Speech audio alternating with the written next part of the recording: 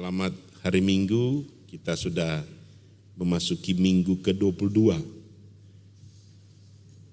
Minggu ke-22 masa sesudah Pentakosta.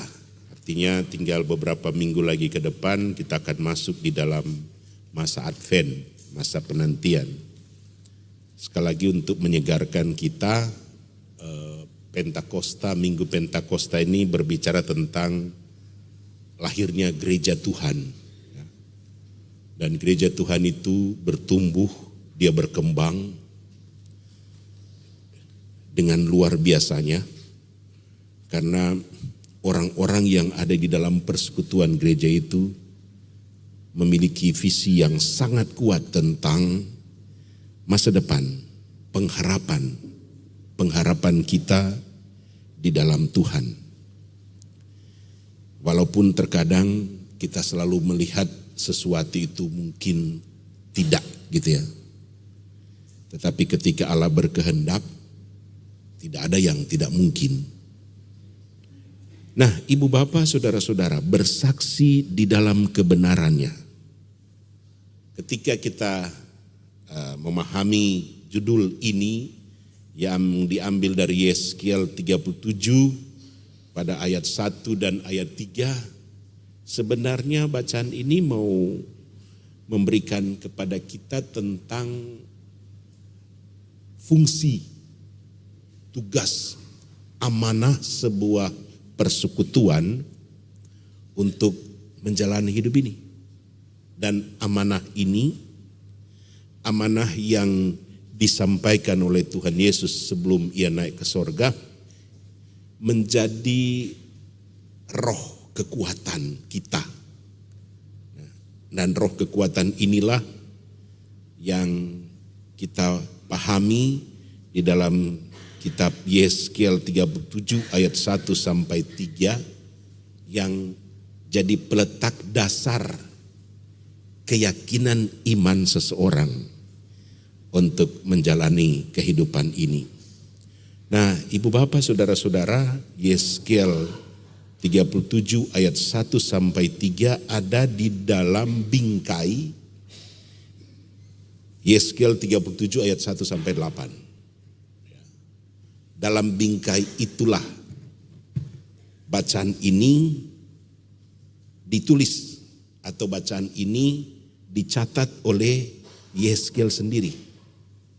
Nah, judul bangsa Israel dipulihkan pada ayat 37 ayat 1 sampai ayat 28 ini bercerita tentang pemulihan bangsa Israel. Nah, ibu bapak, saudara-saudara, ada paling tidak ada beberapa bagian, 2 bagian di dalam kitab Yeskiel 37 ini yang mau menjelaskan kepada kita tentang hakikat keberadaan orang Israel yang ada di perantauan, atau orang Israel yang bukan hanya di perantauan tetapi mereka yang berada di dalam pembuangan. Jadi perikop ini mau berbicara tentang pemulihan bangsa Israel yang di dalamnya kita mendapati tentang penglihatan Yeskiel, penglihatan Yeskiel tentang lembah berisi tulang belulang. Sebuah gambaran yang mau dilukiskan kepada kita tentang keberadaan Israel yang sudah kehilangan pengharapan. Berbicara soal tulang belulang, itu berbicara tidak ada kehidupan. Berbicara tulang belulang berbicara soal kematian. Ya, bahkan dikatakan tulang belulang yang kering. Jadi sudah tidak ada lagi kehidupan di tengah-tengah kehidupan orang Israel. Nah, saya katakan di sini mereka dipandang seakan-akan sudah mati. Roh orang Israel di pembuangan sudah mati. Mereka hanya tinggal memandang dari jauh tentang kemegahan Kanaan itu. Mereka memandang dari jauh yang tidak akan pernah mereka lihat lagi menurut cara pandang mereka. bahwa mereka tidak akan mungkin dipulihkan lagi. Seperti yang saya katakan di sini, mereka dipandang seakan-akan sudah mati, semati tulang belulang yang kering itu. Nah, ibu bapak, pasti kita pernah mengalami kehilangan pengharapan. Kekuatan pasti tidak akan ada lagi orang yang kehilangan pengharapan. Walaupun mungkin kadangkala dia mengatakan, ayo kita doa. Ayo kita bersekutu lagi di dalam Tuhan. Tetapi kalau orang sudah kehilangan pengharapan, orang yang sudah putus asa, mau pakai cara apapun agar dia bisa keluar dari keputusasaan itu, rasa-rasanya tidak mungkin. Artinya pengalaman hidup kita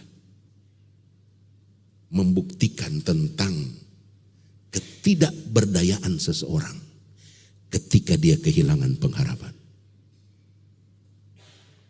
Tetapi di perikop ayat 1 sampai ayat 14, Allah berjanji akan menghidupkan mereka kembali. Allah berjanji. Nah, ibu bapak, seseorang yang kehilangan pengharapan lalu diberikan janji, ada dua kemungkinan yang bisa terjadi bagi orang itu. Dia akan mengatakan itu semua janji kosong. Tapi ada mungkin yang berkata masih akan ada harapan lagi untuk hidup saya ke depan. Nah, gambaran dalam bagian pertama di pasal 13 ayat 1 sampai ayat 14 adalah gambaran tentang pulihnya bangsa Israel. Jadi walaupun mereka bilang kami memandang dari jauh tentang tanah Kanaan yang indah itu. Dan memang hebatnya bangsa Israel, walaupun mereka dalam kondisi yang keadaan terjepit, mereka tetap memiliki sebuah keyakinan akan datangnya seorang Mesias. Mesias yang akan memulihkan keberadaan mereka. Itu bagian pertama ayat 1 sampai 14. Ayat 15 sampai 28 di dalam bacaan ini, Allah berjanji untuk mempersatukan kembali kerajaan Israel dan kerajaan Yehuda. Dua kerajaan yang terpisah, dua kerajaan yang sudah dibuang sama-sama. Allah berjanji, aku akan mengembalikan kamu ke tanah leluhurmu. Nah, keyakinan yang diberikan Allah kepada Yeskiel memberikan semangat yang baru bagi Yeskiel. Jadi kadangkala Bapak Ibu, Allah memilih seseorang dari keluarga. Dia memilih orang-orang tertentu sebab kadangkala misalnya ketika keluarga dalam keadaan terjepit, dia tidak akan kasih pengharapan kepada suami atau kepada istri. Kadangkala dia memberikan pengharapan itu kepada anak-anak. Karena apa? Ketika dia melihat suami atau istri, mereka lemah. Tapi kadangkala Tuhan tunjukkan pengharapan itu kepada anak-anak agar apa? Orang tua sadar, oh iya benar. Ya, kita tidak orang yang superman atau superwoman dalam hidup rumah tangga kita. Kadangkala seorang anak kecil yang kadangkala kita tidak anggap, Allah bisa memakai orang itu untuk menyadarkan kita di mana kita hilang pengharapan. Jangan melulu kita akan mengatakan Tuhan memakai saya sebagai suami, kan saya kepala rumah tangga.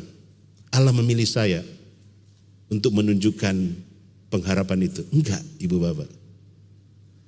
Allah mengutus anak kita. Atau Allah mengutus istri, tidak melulu harus suami. Agar apa? Kita bisa mengerti bahwa ternyata ketika Allah memakai orang itu, karena orang itu mampu memengaruhi kita untuk mengerti, oh ini ternyata maksud Tuhan dalam hidup ini. Nah begitu juga Allah memakai Yehezkiel di tengah banyak orang yang ada pada saat itu.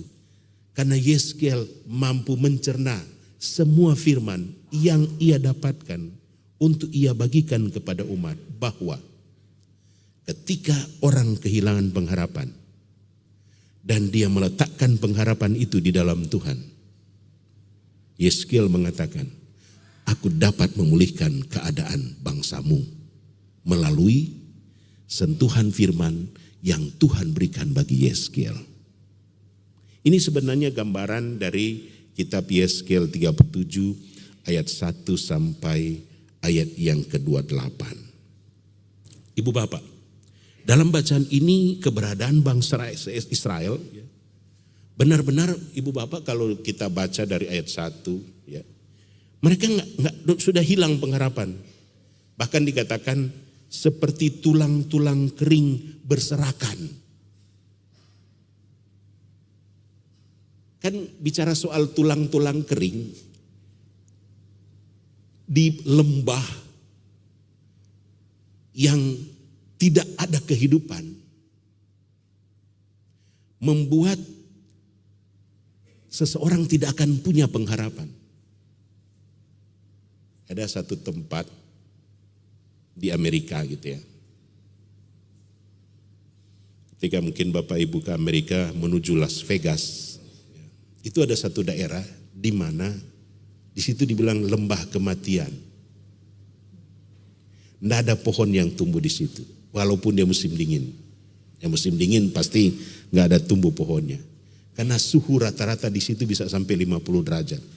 Di situ dibilang lembah kematian. Tidak ada kehidupan. Saya tanya ada orang Indonesia yang tinggal di situ, itu gimana? Memang tidak ada kehidupan di daerah wilayah itu. Tumbuh-tumbuhan tidak akan tumbuh. Karena keberadaan wilayah itu, lembah namanya lembah kematian, itu nggak akan memberikan pengharapan bagi tumbuh-tumbuhan bisa tumbuh di tempat itu. Nah, saya coba memberikan gambaran. Begitu juga mungkin yang dialami oleh orang Israel. Mereka sudah hilang pengharapan. Ibu bapak bisa bayangkan puluhan tahun mereka berada di dalam pembuangan. Bahkan 2 kali mereka dibuang. Pertama di Asyur. Nah Asyur itu kalau kita tahu sekarang itu Syria. Sekarang Syria atau Asyur dengan Israel kan berbatasan. Jadi dekat gitu loh. Tetapi ketika Babel menghancurkan Asyur, orang Israel yang dibuang di Asyur dikirim ke Babel. Ya kali di Irak sekarang gitu loh. Lebih jauh lagi, ribuan kilometer. Jadi keberadaan orang Israel pada waktu itu benar-benar seperti yang digambarkan waktu Yehezkiel mendapatkan nubuat. Mereka seperti di sebuah lembah kematian yang gak ada lagi pengharapan. Ibu bapak, kerap kali kita mengalami seperti itu dalam hidup ini. Kita mau maju, kadangkala serba salah. Kita mau mundur. Untuk setiap keputusan yang kita ambil, tanggung. Sudah saya jalani hidup ini. Saya mau buang semuanya ini. Enggak semudah membalik telapak tangan. Saya mau ngambil, udah kadung basi. Nah, khotbah kita pada saat ini memberikan pengharapan kepada kita. Bahwa kalau sudah berbicara di dalam Tuhan, tidak ada yang tidak mungkin. Mungkin ketika kita berbicara dengan cara kita, nanti kita lihat sebentar penjelasannya. Mungkin ketika kita berbicara dengan cara kita, dengan teknologi pengetahuan yang ibu bapak miliki, kita tidak akan pernah mendapatkan apa-apa ibu bapak. Tetapi hari ini, Yehezkiel mau memberikan gambaran, masih ada harapan di dalam kehidupan orang percaya. Sekecil apapun harapan itu. Kita tidak membutuhkan sebuah tempat yang sangat mahal luas untuk memasuki kehidupan kita di sana. Tapi kadangkala kita hanya membutuhkan lubang kunci pintu untuk membuka pintu yang berabad-abad telah tertutup rapat. Nah, hal yang pertama yang saya mau katakan kepada Bapak Ibu, pengharapan dalam Tuhan. Bagi Yeskiel, Allah dapat mengubah sesuatu yang tidak mungkin menjadi mungkin. Itu hal yang pertama. Ya. Allah dapat mengubah sesuatu yang tidak mungkin menjadi mungkin bagi dia. Ingat ibu bapak, Yeskiel 1:37, tulang-tulang berserakan, tulang-tulang kering, tidak ada kehidupan. Kematian telah menjadi sesuatu yang terjadi di dalam kehidupan manusia. Tetapi ketika Allah membawa Yeskiel di ayat 1, ketika kuasa Tuhan meliputi aku dan ia membawa aku keluar dengan perantaran rohnya. Ketika Allah mampu membawa kita keluar, dia mampu menunjukkan jalan bagi hidup kita. Yang kerap kali terjadi di dalam hidup kita adalah kekurang percayaan diri tentang campur tangan Tuhan dalam hidup ini. Itulah yang kadangkala memperlemah iman kita untuk jalani hidup ini. Mungkin kadangkala kita terlalu banyak buat pertimbangan. Apalagi kata kalau di horoskop itu orang-orang yang lahir kata di bulan-bulan Oktober kayak begini. Kayak saya. Dan di horoskop ada Libra tuh. Iya tuh. Simbolnya apa? Timbangan. Terlalu banyak pertimbangan dalam hidupnya. Sehingga dia terlalu mikir, oh masih ada kekurangan 0,1 gram. Belum. Pas tiba-tiba sudah sejajar, angin tiup, berubah lagi. Karena apa? Terlalu banyak pertimbangan yang terjadi di dalam kehidupan kita, sehingga ketika kita untuk melangkah, kita pakai model hitung kancing. Bisa, tidak, bisa, tidak. Apakah saya siap, apakah saya sanggup, apakah bisa saya jalani kehidupan ini. Dengan pergumulan yang berat yang akan saya hadapi ke depan. Ibu bapak, seperti yang saya katakan tadi, Allah dapat mengubah sesuatu yang tidak mungkin menjadi mungkin. Sama seperti yang digambarkan di dalam tata ibadah kita di Yeskiel berapa tadi itu? Yeskiel 32 ayat 27.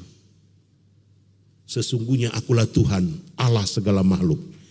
Adakah sesuatu yang mustahil untukku? Nah ibu bapak, kalau gambaran ini, ayat ini kita terapkan di dalam hidup kita, saya akan maju melangkah ke depan. Walaupun ada banyak tantangan yang akan saya hadapi. Allah melalui Yeskiel berkata dengan tegas, ya sekali lagi, ya Yeremia 32 ayat 27. Akulah Tuhan, Allah segala makhluk. Adakah sesuatu yang mustahil bagiku?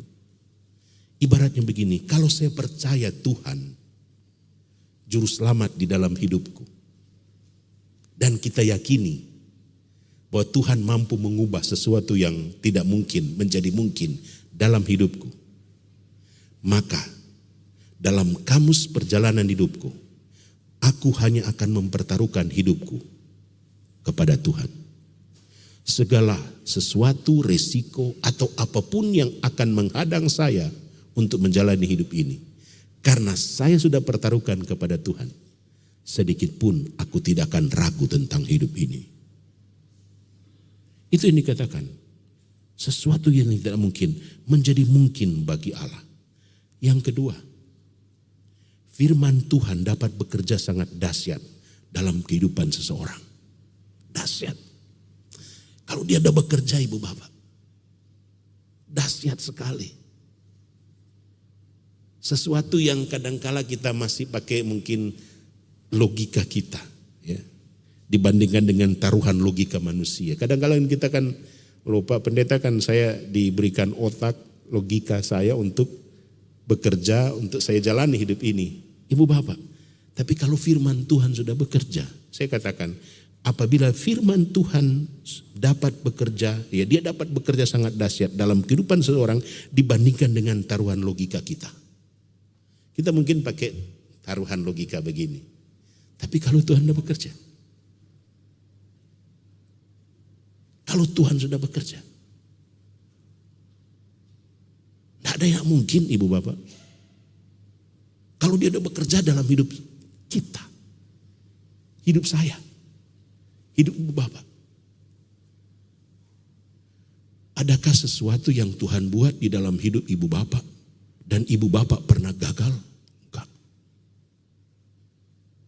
Adakah sesuatu rancangan yang Tuhan sudah buat dalam hidup ibu bapak dan rancangan yang Tuhan sudah rencanakan baik-baik dalam hidup ibu bapak, lalu ibu bapak merasa gagal? Enggak ada ibu bapak. Karena setiap rancangan Tuhan bagi hidup kita selalu membawa harapan-harapan baru di dalam masa depan kita. Rancanganku memang bukan rancanganmu. Rancanganku adalah damai sejahtera, bukan kecelakaan. Allah tidak pernah merancangkan sesuatu yang jahat di dalam hidup. Allah selalu merancangkan sesuatu yang indah di dalam hidupmu. Walaupun mungkin kita harus tertati-tati menjalaninya. Tapi disitulah Tuhan memberikan kepada kita kekuatan. Jangan takut.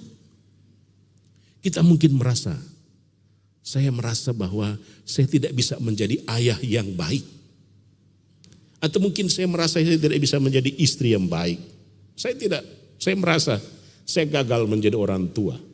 Saya gagal menjadi anak-anak yang dengar-dengaran kepada orang tua. Seperti kata firman Tuhan. Mungkin saya merasa begitu. Tetapi ibu bapak, kalau Tuhan sudah berkehendak, soal usaha yang ibu bapak rintis. Contoh, mari kita lihat usaha yang kita rintis. Kadang-kala kan, ada Tuhan gimana usaha saya ini. Saya masih ingat 3 tahun di masa pelayanan saya di Jatipon. Masa yang paling berat menghadapi kehidupan jemaat. Apalagi ketika COVID tiba. Kita kehilangan pekerjaan. Kita kehilangan usaha. Rasa-rasanya di depan bukan durian yang runtuh. Hidup kita hancur. Saya kehilangan banyak hal. Ibaratnya kalau saya kehilangan banyak darah dalam kesakitan saya. Sehingga ketika saya membutuhkan transfusi, saya tidak menemukan karena golongan darah berbeda dengan saya. Dan saya harus mendapatkan kematian. Kadang-kadang kan begitu. Coba kita Bapak Ibu, kita lihat di masa COVID kita yang lalu. Berat. Rasanya tidak mungkin saya bisa menghadapi hidup ini. Rasanya saya sudah berada di alam kematian. Saya sudah divonis mati. Sakit yang saya alami, mungkin kadangkala kita mengalami kanker yang luar biasa. Saya sudah divonis mati. Saya sudah kehilangan segala sesuatu dalam hidup ini. Tapi ibu bapak, kalau ibu bapak percaya kepada Tuhan, sesuatu yang tidak mungkin bagi Tuhan. Dia hanya membutuhkan, Tuhan hanya membutuhkan kepada ibu bapak, bukan persembahan yang banyak. Tetapi Tuhan membutuhkan kepada kita sikap hati yang mempertaruhkan hidup ibu bapak. hanya kepada Tuhan. Kalau ini kita jalani, saya pasti, saya yakin, Dia akan menjaga saya dalam perjalanan hidup ini. Dan yang terakhir, tidak peduli seberapa kering pengharapanmu, apabila selalu bersama Tuhan, kita mampu melihat masa depan yang penuh harapan. Sekali lagi saya katakan, tidak peduli seberapa kering pengharapanmu. Tapi kalau kita mau bersama dengan Tuhan, saya akan mampu melihat masa depanku di dalam Dia. Statement pendek, tapi syarat makna bagi perjalanan hidup kita. Jalan hidup ini, Ibu Bapak, seberat apapun, walaupun mungkin kadangkala kita mengatakan, air mataku sudah kering untuk menjalani hidup ini. Apakah saya harus berhenti di tengah jalan? Apakah saya harus mengatakan, Tuhan, aku udah gak sanggup lagi jalani hidup ini, dan saya harus masa bodoh dengan hidup ini? Ibu Bapak, orang yang masa bodoh, orang itu tidak akan memiliki masa depan. Tapi kalau orang itu selalu menaruh harap kepada Tuhan, apapun itu, mau kesehatanmu, mau pekerjaanmu, kehidupan rumah tanggamu, yang kadangkala makin hari kok kayaknya makin sulit. Kayaknya sudah gak sanggup, mau berdiri pun saya sudah tidak sanggup. Tapi kalau kita pertaruhkan semua kepada Tuhan, Ibu Bapak, ini keyakinan iman kan? Yang saya katakan ini kan keyakinan iman kita sebagai orang percaya untuk masa depan. Selama saya masih bisa melihat Yesus yang bangkit dari kubur, selama saya masih melihat ada salib Kristus yang selalu ada di depanku, sedikit pun saya tidak akan pernah ragu tentang hidup ini. Selama saya masih percaya kepada Kristus sebagai sumber kekuatan dalam hidup ini, selama itu saya akan punya keyakinan di dalam Tuhan. Tuhan, terima kasih, Engkau mau berjalan bersama-sama dengan aku. Walaupun saya mungkin maju 2 langkah, tiba-tiba saya harus mundur 10 langkah. Apa saya akan berhenti ketika saya mundur 10 langkah? Tidak. Pengharapan di dalam Tuhan, segalanya di dalam hidup kita. Jalanilah hidup ini bersama Tuhan. Jangan takut. Saya katakan tadi, selama di depan saya masih melihat ada salib. Nih, kalau saya di depan mana tuh? Tuh. Ada salib di depan gedung gereja ini. Dan selama Bapak Ibu masih bisa melihat ada salib di atas mimbar ini, Dialah sumber kekuatan kita. Tuhan bersama-sama dengan Ibu Bapak di dalam khotbah terakhir saya di ibadah jam 6.30 ini. Amin.